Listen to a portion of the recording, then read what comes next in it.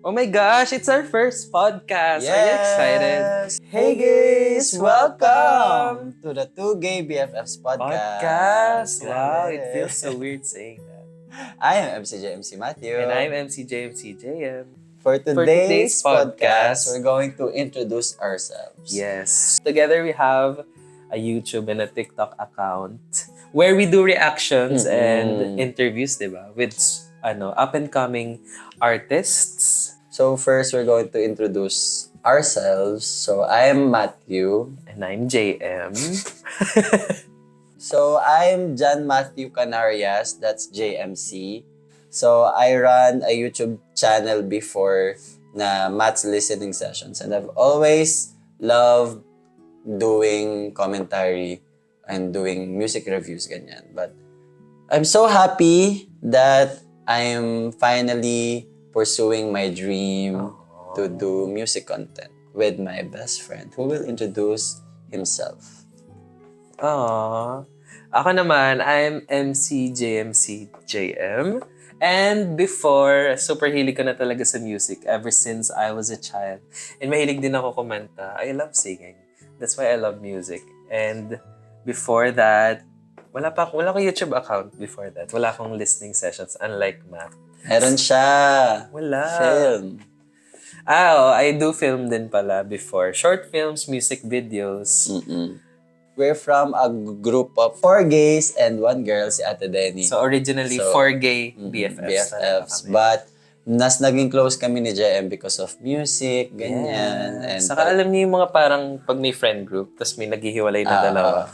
Parang naging ganun kami kasi nga mas kami, similar kami ng taste, di ba? And personality. And personality. So yun, that's how we became friends. So 4 talaga kami. Ako, si Alwin, and then si Raph. Magkaka-wave kami sa work. Tapos, si Alwin, best friend niya from college and then from the army. I was in the army, guys. Fun fact.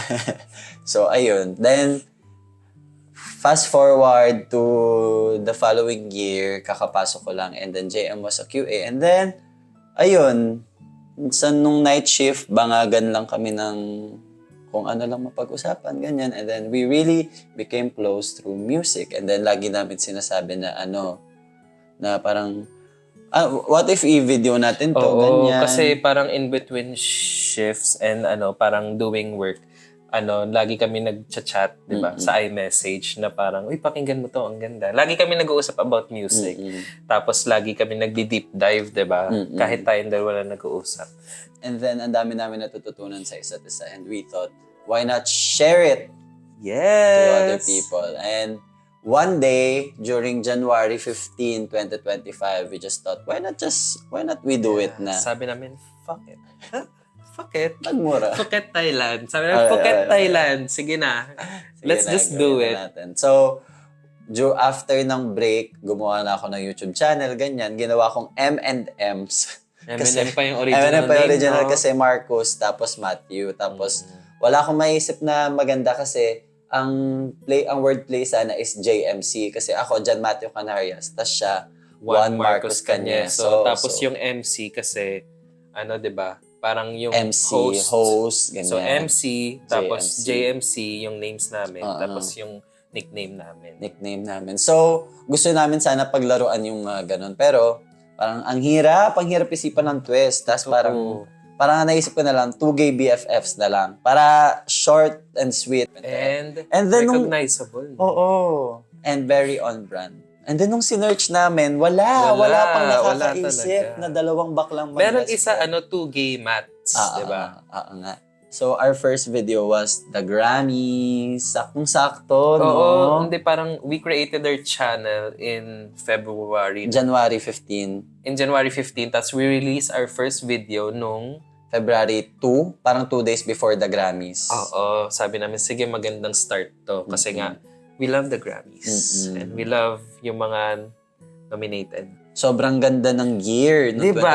2024. For pop music, super love namin ng pop music talaga. Parang 80% ng mga nominated are from pop. Like sila Beyonce, Sabrina Carpenter, Charli XCX, and many more. Taylor Swift, Chappelle Roan, di ba? Yeah. So, ayun. let's talk about our fights. Fights agad. Pero, ayun, doon kami nag-start. And then, natuwa kami kasi ang dami kagad nag-support. Oo, di ba? Nag-start yan with our coworkers kasi syempre wala pa naman nakakakilala.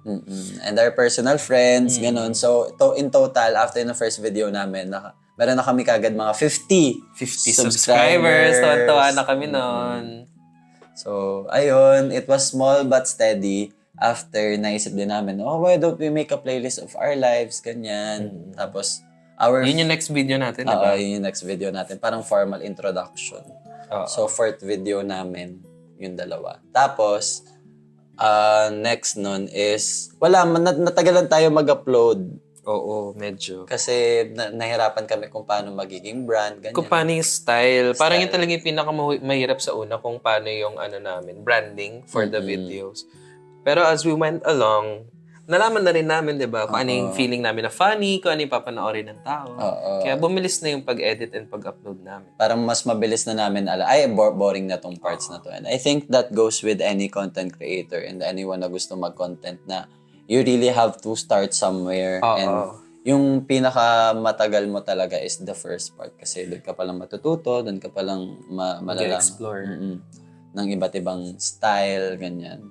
And then, ang mahirap din minsan is yung kapag hindi sa quality. So, may nire-record kami na isang video. So, ayun. We started with international reactions and then... Nanood kami ng Aurora Fest, tapos nandun yung Beanie. Tapos sabi namin, what if reacta natin yung Beanie? Kasi super blooms kami. Super blooms. Tsaka kaka-release lang ng Beanieverse EP that year. Tapos yun, di ba, nung una nating nirelease, nagulat tayo kasi siya. Dumami yung views. Oo. Nagulat kami, kasi ang subs lang namin nun parang nasa 100 na ba? 200. Oo. Parang nasa 100 plus kasi, pa lang. Kasi April 1 tayo nagmaraya. Ay, oo. Tapos pinakita natin, guys, look at our subscribers, ganun. Oo. Ayun, nasa 100 pa lang. Tapos yung views niya umabot ng 2,500, 700. Oo. So, in-upload namin siya Saturday, di ba? 2 days yung Aurora Fest. So, nung Saturday namin siya in-upload bago umalis. And then, Sunday, wala masyadong nanood. Tapos, pagdating nung Monday, dun nag-blow up after nila makauwi ng Aurora Fest. Ang daming nanood ng video namin. So, nagulat kami. Tuwang-tuwa kami kasi, ang daming nanood. Oo, no. So, our next video after that is... Yung SB19 na video. Tapos, grabe, dun talaga namin na realize na, yung pala namin, parang market namin, nasa Philippines. Kasi grabe, ang dami nag-view. Tapos, ang dami nadagdagan talaga yung subs namin. Sobra, umabot ng 1,000 subscribers. Nag-react kami sa Dungka and Time na music video nila. Tapos, uyak-iyak pa kami kasi first time namin marinig. Tapos, nakakaiyak kasi yung music video. Hindi rin kami talaga, fans ng SB19. Parang, lang kami, casual listeners. Gento lang talaga alam ko. Gento lang sa Mapa. Tapos, yun, nagulat kami na ang ganda pala. Grabe. Tapos, parang it's a perfect timing kasi ang dami rin nagsasabi na naghahanap talaga sila ng mga local reactors, ganyan. And then, yun, feeling ko natuwa sila sa quality na binibigay namin kasi they kept coming back kasi ang dami nilang request. Ang dami nag-comment, nasa 300 plus. Tapos, react to this, react to that. Ganon.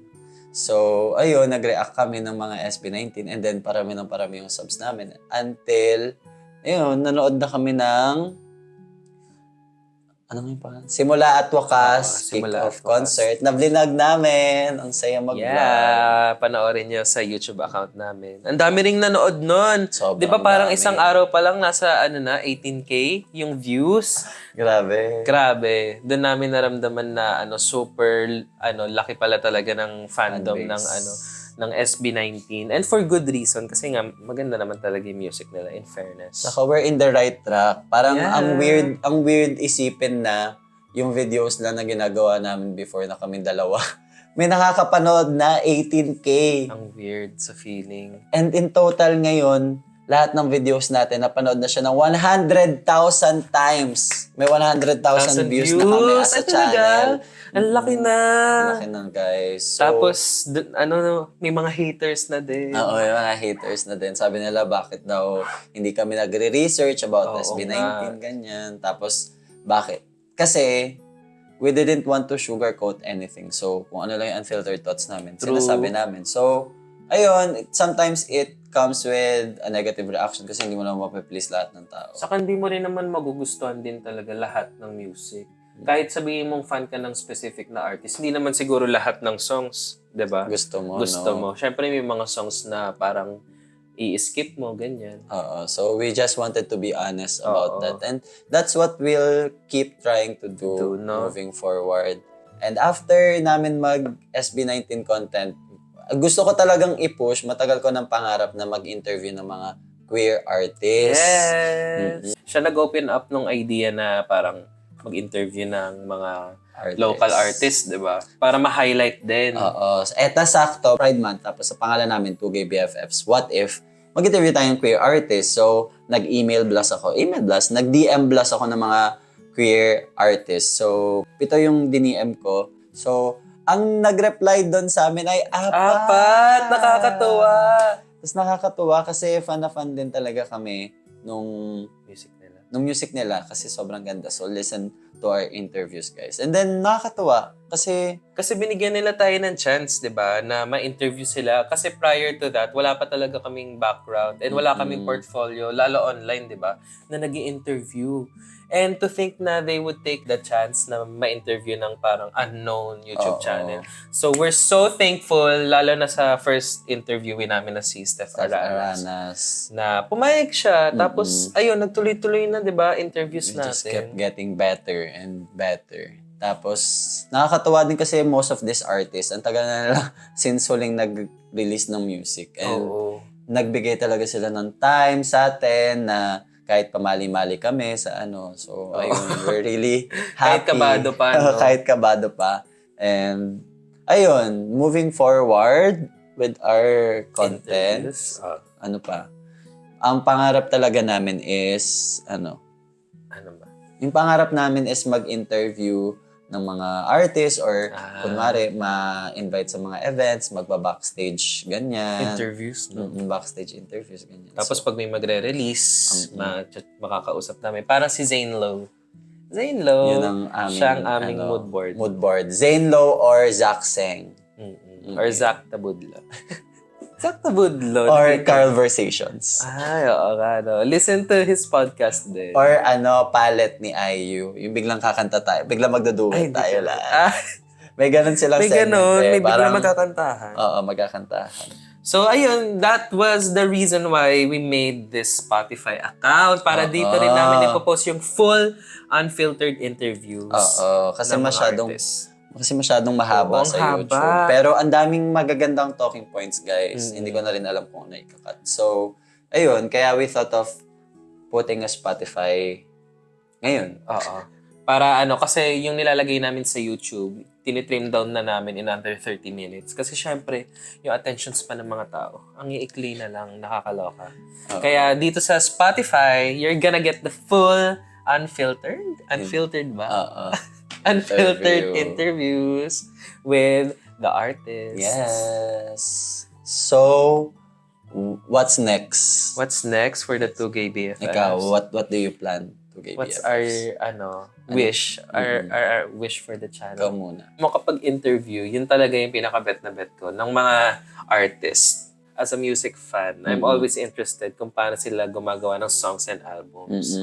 So, yun. Gusto ko na maka-interview. So, sana mangyari pa rin yun. Ikaw ba? Ako naman, ang minamanifest ko is makapag-interview din ng, aside from, yun, doing backstage, ganyan, and doing more physical interviews. Gusto ko maka-interview tayo ng international artists.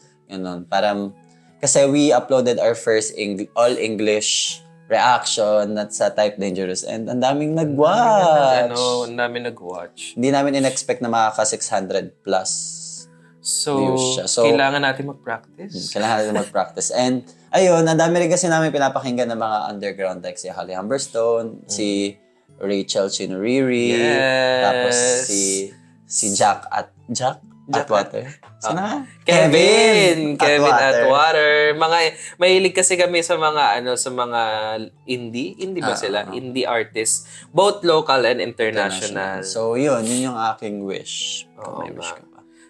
Ayun din pala. Same lang din. Gusto ko lang din matry with international. Kaya kailangan na natin mag-practice mag-English. Okay.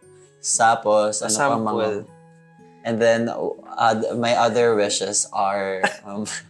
What? yeah, he mentioned this, like, we also want to suggest more, like, more personalized music, like, magsasuggest kami ng music, here's our weekly picks, ganyan. So, yun. There's so much that we want to do, and there's only 2 of us. So, parang, little by little lang siguro, ganyan. We're taking our time, no? We're taking our time. Kasi, currently, we're doing video editing, ganyan. Oo, Tapos, tayo lahat eh. Oo, tapos meron pa kami after nung interview, mga pa-games, ganyan, para at least, kahit hindi namin panoorin yung interview nung artist, panoorin na namin yung game nila, is parang nare-relive namin yung experience totoo. na, nakausap namin to. Saka para mag-enjoy din talaga yung sila. yung mga artists. And And so far, feeling naman namin nag-enjoy sila. Good feedback naman so far. So, sino yung mga nasa wishlist mo na ma-interview pa? Ako si Ariana Grande. For Weekend Why not? 2. Diba? Diba? Balay mo naman. Masama tayo sa press junket nila. Diba? Two gay BFFs. Tapos, sabihin natin, parang, Cynthia Erivo, your new album Was good? Okay, cut. So, Ariana, ang dream interview mo? Oo, it's either Ariana, pero yun yung international. Tapos yung local na medyo feeling ko, mamamanifest ko na mangyayari. Yun nga sila, Riz Lansangan, Clara Bennett. Pero, since I'm such a big fan of both of them, hindi ko alam kung ano yung pag-uusapan. Parang feeling ko, mas doon ako, kasi like, ang dami kong alam sa kanila. So, I don't know which one is the most interesting one to talk about. Ako, same. Ako naman, ang dream guest ko internationally, 2. I think it's gonna be Olivia Rodrigo. Because she's half Pinay and she's the artist of my life. Saka si Ed Sheeran kasi siya talaga ang top male artist of all time ko. Tapos sa local naman, si Moira talaga. Moira, if you're watching, tara na, interviewin ka na namin. Sige. Tapos sa lalaki, Sige sa lalaki. I think Dionela, pag lalaki. Kasi I love his voice, I love his song.